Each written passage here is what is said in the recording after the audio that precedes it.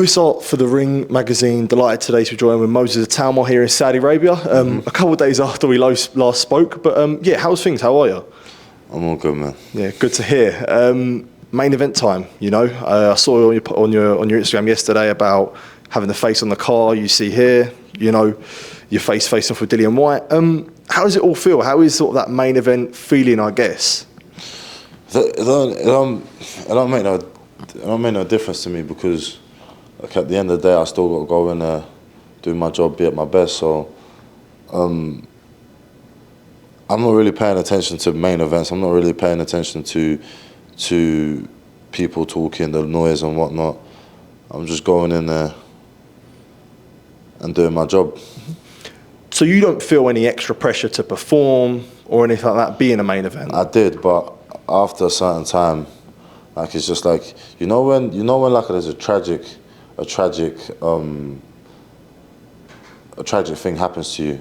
It's like the first day you wake up, the first night you struggle to sleep. The next day, like, you wake up and like you feel like shit. I feel like crap. Sorry. That's right. Then the next morning you still feel like crap, but less than what you did the day before, and then it just kind of gets better and better and better because like you start accepting the fact this new reality. That's kind of what happened with Dillian Whyte. When the fight got announced, it was like, oh, like, I'm starting to break the barriers going into big time. And then, like, just every day just got less and less and less and less. Like is it the newity? The newity of me being main event. You know, like when you first get a car, at first it's brand new. Yeah, of course. And by the end of the week, you're driving it like... Yeah, novelty, is that what you mean? Novelty. Yeah. The novelty of, like, me being the main event in Saudi and all this and that, it's kind of wearing off. But it's only until I got off the plane and I saw my face everywhere, I was like, oh, that's cold. Yeah. Like, I'm a son of two immigrants. Went to Kent. Do you know what I mean? And now I'm coming out here with my face on cars. People like know me. And I was even on the phone to someone yesterday, and I was showing them like everything. And she was like, "You really get treated like a prince over there, innit?" And I was like, "Yeah, man, it's big. This is big." Like when you look at it like that, how special is that feeling of what you've gone through so far to get to this position? And a lot feel like this is just the start for you. Like, how special is that feeling when, you know, it all feels real now? You're here on Fight Week. Like I said, I still got to go in there and do a job. So I'm not really focused on main event or none of that. It's literally just I'm going in there and I've got to do a job. You fought on the first Riyadh season card, Fury and Ngannou. Fought on a few ones since then. Obviously, Fury Usyk 1 and 2. With what you mentioned there, you know, you would have seen what it was like with the lights for the main event, etc. And I know, as you say, you're not really focused on the main event. But did you feel at that time, like when you saw them lights, it was like, one day this will be me? Of course, and one day, it was like one day or day one, and that was day one of starting my journey. And now I'm on day, I don't know, whatever. My brother messaged me yesterday saying, although this feels like this is new to you, like you've been doing this since you was 9 years old. Like, this is where you've come to. Like, this isn't something that overnight it's just happened. Like, you've been building for this, and every kind of fight has led me to this, or has led me to this step. When we spoke on Friday, you mentioned about having your career like Floyd, or you want a career like Floyd Mayweather. He was always under a microscope of people almost wanting to see a bit of adversity or a bit of sort of human. Do you feel, when we talk about pressure, do you feel that extra pressure of being under a microscope, like you have to almost be perfect at times?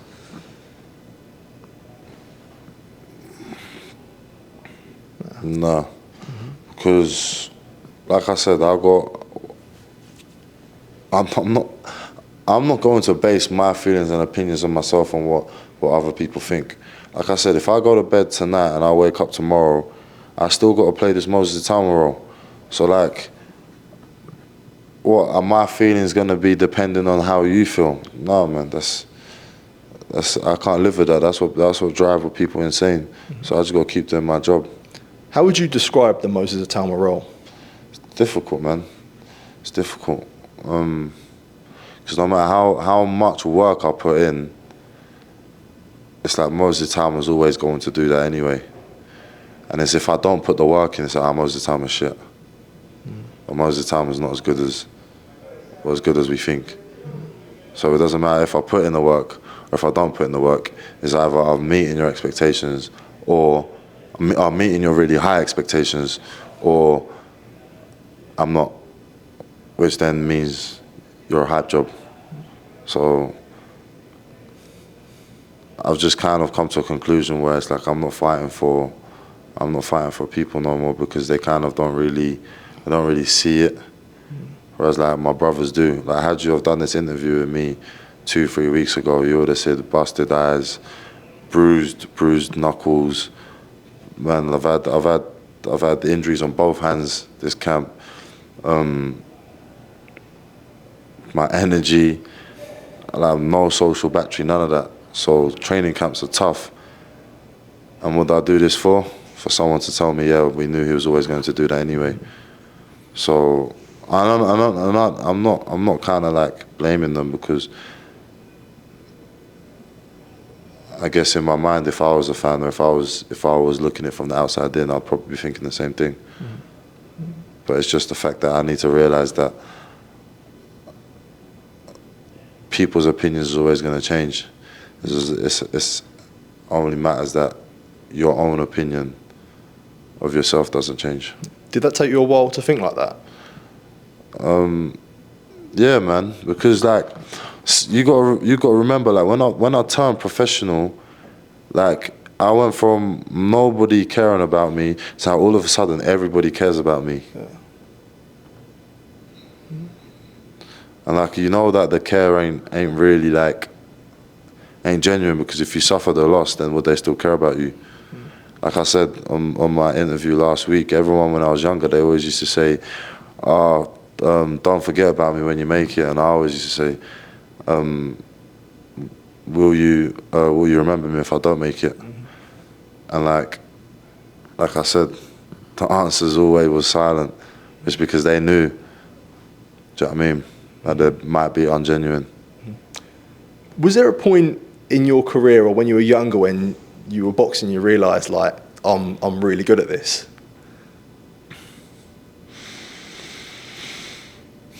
I don't know, man. I don't know. Like, it's not like... Was it just you kept winning? No, but like, you think that I'm really good, but then if you compare me to do you think that I'll be able to have this level of opposition if this was the 90s? Like, for example, you had the world champions, Evander Holyfield, Mike Tyson. Oh, sorry, the 80s. Sorry, you had Evander Holyfield, Mike Tyson. Obviously, Lewis was on the right. But let's say you had them guys just beneath them, like the David Tours, the Chris Bird and people like Chris that. Bird and all them. Like, would I be able to be fighting at this level of competition? So, yeah.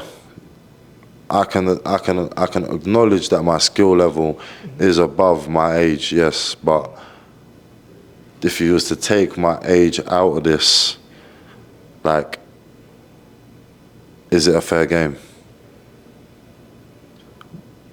In terms of, fair game, like, as in like, do you think that people are only realizing how good I am because of my age? Or is it because of my actual skill set? I think it's for your skill set. I think people realise, people take your age into a factor. But if I were to speak about yourself, I wouldn't speak about you being 20. I'd speak about how good you are and the abilities that you possess as a heavyweight. That's my opinion. I hear it. Yeah.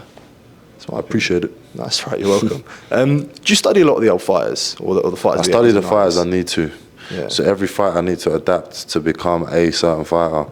So for example, when I boxed Marius Wack, there was a lot of emphasis on like doing things that Manny Pacquiao did against Margarito very well. When I boxed Dempsey McKean, it was the stuff that Anthony Joshua was doing against Ngannou very well.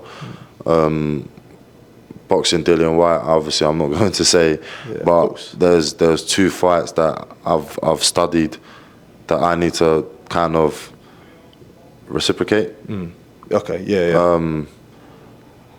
So yes, I studied the fights I need to, because there's no point of just studying for the sake of studying if you're not actually going to use it. Yeah. So for every fight, you kind of tailor yourself to the opponent. I need to do more of this or less of that, you know what I mean? Come to studying fights, is it easy not to get too wrapped into it, as you say, because there's so many guys that will watch certain fighters and they'll base their style on it. Why are you watching it though? Like, that's what I mean, yeah. A lot of fighters would watch fights for 5, 6, 7 hours and still not be able to tell what happened in that moment. Yeah. But that's what I mean. Like, so outside of camp, outside of prepping for certain fighters, do you really study much fighters? No, not really, because like I said, you tailor to the opponent. So if there's no opponent, you can't just tailor for everybody. Like, it doesn't work like that. Yeah. Me and Ben like to call it feel good pads. Like you go on the pads and it's jab, 1-2 hook, backhand, uppercut hook, backhand, slip backhand. Like, they're just feel good pads. That makes you feel good, but it's not actually like anything of substance, because everybody knows how to throw a punch. That's why I was saying to Ben, like, the difference between him and other coaches was like, all the other coaches that I tried out, and there's no disrespect to them, honestly. I respect all of them, but like, they was teaching me how to punch. I've been boxing for 11 years. I know how to throw a punch. The difference was with Ben was when to throw a punch and how to execute it. Yeah. And honestly, like, to be a fighter under Ben Davison stable, you need to be a very composed guy, because he sets out very specific game plans. And if he sets out a very specific game plan and you do it correctly, fights go very quick.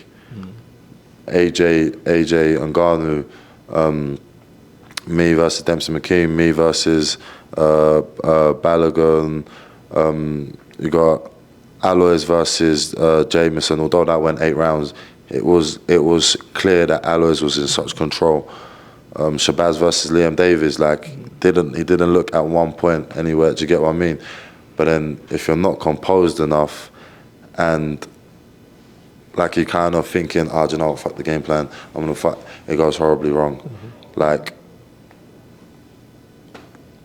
Ben said that exact same thing to me when he first started training you. He said that what you said to him was like, where to punch, not how to punch. When that's what you said, when to punch. Apologies. But yeah, sharing that sort of same mind with a trainer, how much do you feel like that benefits your game from what you just say there? Say that again. Sharing the same mind, almost sharing that mind of a trainer, that mind for boxing like Ben does, where he does break the game down. How beneficial is that to you, that you feel like you've almost got someone like-minded there? Like I said, when I left, when I went to train with Ben, obviously, like I said, I didn't really first want to be there, because obviously I didn't think that he was going to give me the energy, the time, the attention and whatnot that a fighter needs, especially at my level. But then obviously, I was very wrong, and I can clearly see that there's a lot of passion in the sport, or towards the sport, like, from his side. And I'm like, this is someone I'm comfortable with giving me advice when I'm in the ring. Dillian Whyte's trainer, Buddy McGirt, said on TalkSport that he's not watched you fight at all, not one bit of yourself. What do you make of that? I mean, if it helps him, it helps him. But we're gonna see on fight night if that's the case. The thing is with trainers nowadays is, like, a lot of trainers are more confident than the fighters. Like, I remember I was sparring this one guy, and I sparred him on a Wednesday, and I knocked him out. And then jumped out the ring, whatnot, and blah, blah, blah. Obviously put another sparring partner in. And then the coach said, "Oh, go on, you'll go back in the ring." I said, "After I've just knocked, what?" And then anyways, we finished sparring and whatnot, and he was like, "Oh, we'll come back Friday." And then like I can see that the boxer's doesn't, but the coach wants to, but obviously he's not the one in the ring taking punches. Buddy McGirt was saying that it's like, when he was boxing, did he study fighters? I can imagine he probably did. Like, so why is it now that you're coaching somebody that you won't study them? It's because there's no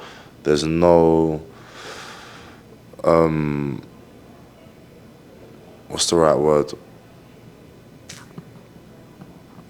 I don't want to say accountability, but it's like he's not there in the ring taking the punches, so he's gonna be okay with not studying the fighters, because there's no urgency. Of course. There's no urgency from his side, because he's not taking the damage. Do you believe it though? Do you believe that he's not watched you fight? Or Yeah. But the stories that I've heard of Buddy McGirt, do you know what I mean? Yeah. Okay. Before I do let you go, and I saw you posted on your Instagram story a few weeks ago, you went back to your secondary school, Greenacre. How special was that when you saw the reception that you got too? No, they sure, one thing did annoy me though. My teacher, yes, as I was walking through the school, this was a bit humbling, to be honest. There was one guy, he was just coming back from the toilet, so he was walking around the school, and then like he just went, "Ah," and then like just like watch me as I'm obviously like walking past. He was like, "That's not Moses. That's not Moses." He was like, what's a celebrity doing in the school? And then the teacher went, "He ain't no celebrity, not to me, he's not. He's still little Rico," because obviously my name's Rico, course, yeah, still little Rico. I was like, I don't know why that annoyed me. But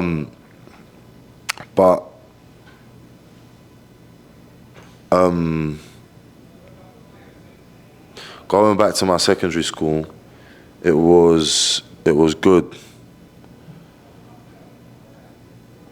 Because it's the grassroots, isn't it? Like you can see all the potential in every single child, every single kid. Greenacre's produced a lot of boxers as well. Exactly. Yeah. So like you can see the potential in the kids, that they can all be something. It's just like trying to keep that dream alive in them. Do you feel like gaining notoriety from that experience of that kid seeing you? Like you know, when I'm around, the main thing people ask me is about yourself. You know, when I'm around Med, where a lot of people ask me sort of, what do you think about Moses? You know, what do you think about Dillian, the Dillian Whyte fight? Do you sense that gain of notoriety when you go out and about, more people are recognising you? Of course, and I guess I don't mind if they come at it the right way. But a lot of people, if I'll be honest, a lot of people are rude. So, and I like to be respectful. I don't really like to push no buttons or whatnot. And it's like a lot of guys come to me, or a lot of people come to me and slag off other fighters, and like expect me to understand. Like for example, I was at the gym after the Dubai Usyk fight. They was like, "What did you feel in the fight weekend?" And I went, "Usyk's fucking good, isn't he?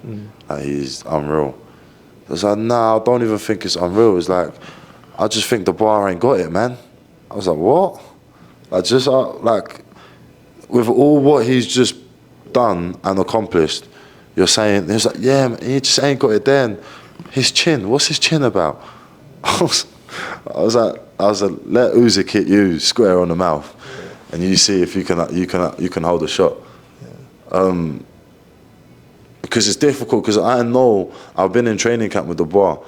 I know how difficult the bar's training is as well. Like he trains hard, and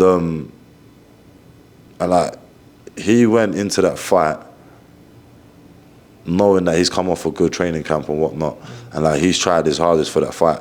And I know for 100% that if Daniel Dubois and this man had a straightener, I know who I'll put my money on. Yeah. But it's the fact that he's got to listen to this bullshit. Yeah. And this man ain't threw a punch in his life. Yeah. Do you know what I mean? That's the problem we have with boxing. Like Anthony Joshua, how much stick did he get from losing that fight to the bar, when he can probably like do a lot of damage to all the guys. Like, even they could never live a day on his life. You get what I mean? In your life, do you know what I mean? And it's not even if you put the boxing aside. It's like even handling. Like I don't even get as much as Anthony Joshua, and I'm getting sick of it. Handling all that stuff outside of a boxing ring is also difficult. So yeah, man, I got a lot of respect for fighters. That's why I don't really tend to trash talk or whatnot, because like boxing ain't an easy game. Yeah, good to hear. Moses, appreciate it, always taking time to speak to me. Always good to see you. And all the best on August 16th against Dillian Whyte. Appreciate it, mate. Thank you.